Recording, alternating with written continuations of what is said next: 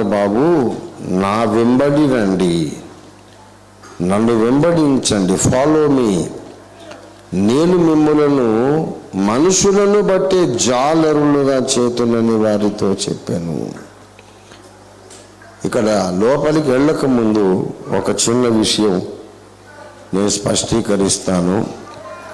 మనుషులను పట్టే జాలరులుగా మనలను తయారు చేసే శక్తి యేసయ్యకు మాత్రమే ఉంది. ఆయన ద్వారా మనం సిద్ధపరచబడకపోతే మనం విసిరే వలలకు మనుషులు రారు. పరిశుద్ధాత్మ కార్యం జరగాలి, దేవుని శక్తి పనిచేయాలి. లేకపోతే నువ్వెంత కష్టపడి సువార్త చెప్పినా ఆత్మల రక్షణ కార్యము జరగదు. ఇది మనం గమనించాలి. దేవుని బిడ్డలారా, మాసిలమణయ్య గారి పాట మనకందరికి బాగా తెలుసు కదా, నడిపించు నా నావా.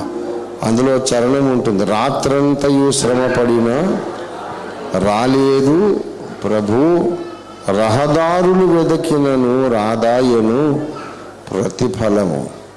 రాత్రంతా కష్టపడ్డారు కానీ వాళ్ళకు చేపలు పడలేదట. దయచేసి యోహాను సువార్త శిష్యుల యొక్క శ్రమ చూడండి దయచేసి. 21:3 యోహాను సువార్త 21:3. సీమోను పేతురు, నేను చేపలు పట్టబోదునని వారితో అనగా, మేమును నీతో కూడా వచ్చేదమనిరి. వారు వెళ్ళి దోణ ఎక్కిరి కానీ ఆ రాత్రి ఏమీ పట్టలేదు. ఆ రాత్రి ఏమీ పట్టలేదు. ఆ రాత్రంతా కష్టపడ్డారు కానీ ఏమీ చేపలు పడలేదు. యేసు ప్రభు వారు వచ్చారు. ఆయన సీన్లో ఎంటర్ అయిన తర్వాత, శిష్యులారా, పిల్లలారా, భోజనములకు మీ వద్ద ఏమైనా ఉన్నదా అని వారిని అడుగగా, లేదు అని వారు ఆయనతో చెప్పిరి. అప్పుడు యేసయ్య మాట ప్రకారము వల వేసినప్పుడు ఏమండి, విస్తారంగా చేపలు పడ్డాయట. దేవునికి స్తోత్రం కలుగును గాక. 6వ వచనం, అప్పుడు ఆయన దోణి కుడి ప్రక్కని వలవేయుడి, మీకు దొరుకునని చెప్పాను గనక వారు అలాగూ చేయగా చేపలు విస్తారముగా పడినందున వలను లాగలేకపోయిరి. దేవునికి స్తోత్రం కలుగును గాక. ప్రభునందు ప్రియులారా, యేసయ్య మాట ప్రకారం అయితేనే మన సేవలో ఆత్మలు వస్తారు, లేకపోతే రారు. ఇదే కథ మనది కూడా. రాత్రంతా కష్టపడ్డాను, పగలంతా కష్టపడ్డాను, ఎంతో ప్రయాసపడ్డాను, కానీ ఆత్మలు రావడం లేదు అనే సాక్ష్యమే ఉంటుంది మన జీవితంలో. ఆయన ఎక్కడ వల వేయమంటే అక్కడ వేయాలి, ఎప్పుడు వల వేయమంటే అక్కడ వేయాలి. మనుషులను బట్టే జాలరులుగా మనలను తయారు చేసే శక్తి ఎవరికున్నది చెప్పండి? యేసు ప్రభు ఒక్కనికే ఉంది. నేను మిమ్మల్ని అట్లా చేయలేను, ఎవరు ఎవరిని చేయలేరు. మానవాత్మలను రక్షణలోకి నడిపించే జాలరులుగా మనలను తయారు చేసే శక్తి దేవునికి మాత్రమే ఉంది. ఎప్పుడు మనల్ని అలా చేస్తాడు ఆయన? మానవాత్మలను సంపాదించి రక్షణలోనికి, నిత్య జీవంలోకి తీసుకొచ్చే జాలరులుగా ఎప్పుడు తయారు చేయగలుగుతాడంటే, నా వెంబడి రండి అన్నాడు. నన్ను వెంబడిస్తే నేను మిమ్మల్ని అలా చేస్తాను. అంతే. నన్ను వెంబడించకుండా మీరు థియాలజీ నేర్చుకోండి, మీరు ఇంకేదేదో జ్ఞానం నేర్చుకోండి, ఇంకా కోర్సులు చేయండి, సంస్థలలో చేరండి, డబ్బులు సంపాదించండి. ఒక ఆయన పెద్ద చర్చి కట్టాడు. ఎందుకయ్యా కట్టాడు? సంఘం ఉందా ముందు అని అంటే, లేదు, చర్చిని చూసి వాళ్ళే వస్తారులే అంట. చర్చిని చూసి రారు, సిలువను చూసి రావాలి. చర్చిని చూసి వచ్చిన వాళ్ళు మనకు పరలోకానికి అయితే రారు.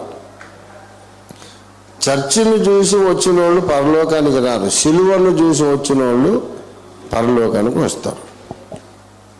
చర్చి మందిరం కట్టేది తర్వాత ముచ్చట. ముందైతే సజీవ మందిరం కట్టాలి, సజీవ రాళ్ళు కావాలి. ఆత్మల రక్షణ కార్యం జరగాలి. తరువాత మందిరం కట్టుకుందాం యాజ్ అ నెసెసిటీ. అనేక మంది రక్షణ పొందారు, ఒక 10 మంది, 20 మంది, 50 మంది, 100 మంది. ఇప్పుడు మనం కూడుకోవడానికి స్థలము లేదు. అప్పుడు అవసరాన్ని బట్టి మనం దేవుణ్ణి అడిగి మందిరం కట్టవచ్చు. సంఘమే లేనప్పుడు మందిరం ఎందుకు అంటే ఉండాలండి. మందిరం ఉంటే అదొక పుణ్యస్థలం, అనేక మంది వస్తారు. ఇదొక మాయలో బతుకుతున్నారు చాలామంది క్రైస్తవులు. అది పరిశుద్ధ స్థలము అంటే యేసయ్య ఏమన్నా మీరు ఎక్కడ కూడుకుంటే అక్కడే పరిశుద్ధ స్థలం అన్నారు. దేవునికి స్తోత్రం కలుగును గాక. ఇంటింటా రొట్టె విరిచారు, అంతకన్నా పరిశుద్ధ స్థలం ఏముంది? ఆ ఇంట్లోనే పడుకున్నారు, వండుకున్నారు, భోంచేశారు, పిల్లల్ని కన్నారు, అక్కడే రొట్టె విరిచారు. అది పరిశుద్ధ స్థలం కాదా? కొత్త నిబంధనలో మనకు ప్రత్యేకమైన ఆరాధనా స్థలాలు లేవు. ఎక్కడ 2-3 నా నామమున కూడుకుంటే అక్కడే నేను ఉంటాను. ఆత్మతో ఆరాధించండి, సత్యముతో ఆరాధించండి. ఎక్కడ ఆరాధిస్తున్నారు అనేది ముఖ్యం కాదు, ఏ రీతిగా ఆరాధిస్తున్నారు అనేది ముఖ్యం. ఏ బిల్డింగ్లో ఆరాధిస్తున్నారు అనేది ముఖ్యం కాదు, ఆత్మతో ఆరాధిస్తున్నావా లేదా అది ముఖ్యం. సత్యముతో ఆరాధిస్తున్నావా లేదా అది ముఖ్యం. తర్వాత స్థలాలు అనేవి ఏర్పాటు చేసుకుంటాం. ఒక 100 మంది వచ్చేసారు, మరి ఎక్కడ కూడుకుంటారు? స్థలం చాలట్లేదు కాబట్టి ఏదో ఒక చిన్న ఇల్లు, ఒక షెడ్డో, ఒక హాలో ఏదో మనం కట్టుకుంటాం, అది తప్పు కాదు. కానీ సజీవరాళ్లతో మందిరం కట్టడానికంటే ముందు మందిరం ఉంటే చాలు అనుకునే దృక్పథం చాలా తప్పు. అది కొత్త నిబంధన ఆలోచన విధానం కానే కాదు. ప్రియ దేవుని బిడ్డలారా, ఎలాగొస్తారు ఆత్మలు? మన హంగులు, ఆర్భాటాలు, గుడులు, గోపురాలు, బెంచీలు, ఫ్యాన్లు, ఫర్నిచరు ఇది చూసి రారు, దాన్ని చూసి రారు. ఆత్మలను ఆకర్షించే శక్తి యేసుకు మాత్రమే ఉంది. నన్ను పైకెత్తండి, నేను ఆకర్షించుకుంటానన్నాడు. దేవునికి స్తోత్రం కలుగును గాక. అందరికీ నన్ను చూపించండి, యేసంటే ఎవరో తెలియజెప్పాడు, నేను ఆకర్షించుకుంటాను. మనల్ని ఆత్మల సంపాదించేవారుగా సిద్ధపరిచే శక్తి యేసులో ఉంది. ఎవరిని సిద్ధపరుస్తాడు అంటే కేవలం తనని వెంబడించే వారిని మాత్రమే ఆత్మల సంపాదకులుగా సిద్ధపరుస్తాడు. ఇంతకు ఆయన్ని వెంబడించడం అంటే అర్థం ఏమిటి అనేది అసలు సబ్జెక్ట్.